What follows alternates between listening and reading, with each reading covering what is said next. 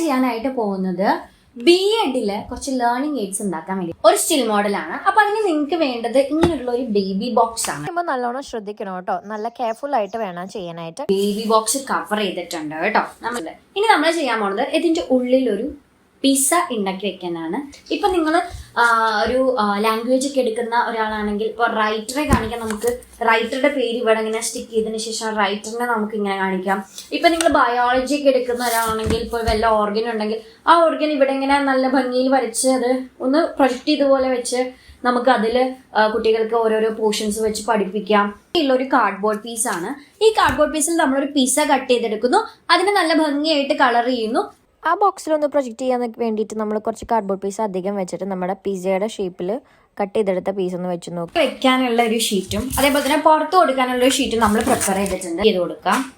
അപ്പൊ കുട്ടികളെ കൊണ്ട് ഫ്രാക്ഷൻ പറയിപ്പിക്കുക. ഇപ്പൊ ഇത് ഇങ്ങനെ ഒരു സ്റ്റീൽ മോഡലായിട്ട് വരും. ഇപ്പൊ നമുക്ക് ഇങ്ങനെ പറഞ്ഞില്ലേ, ഇത് ഇന്റഗ്രേറ്റ് ചെയ്ത് നിങ്ങൾക്ക് ഏത് സബ്ജക്റ്റിലോട്ട് വേണമെങ്കിലും ഇങ്ങനെ ആക്കി എടുക്കാം. അത് നിങ്ങളുടെ ഡിപ്പെൻഡ്സ് അപ്പോൺ യുവർ എബിലിറ്റി ആണ്.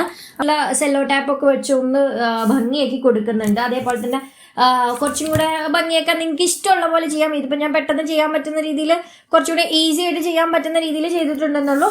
അപ്പോൾ താങ്ക് യു.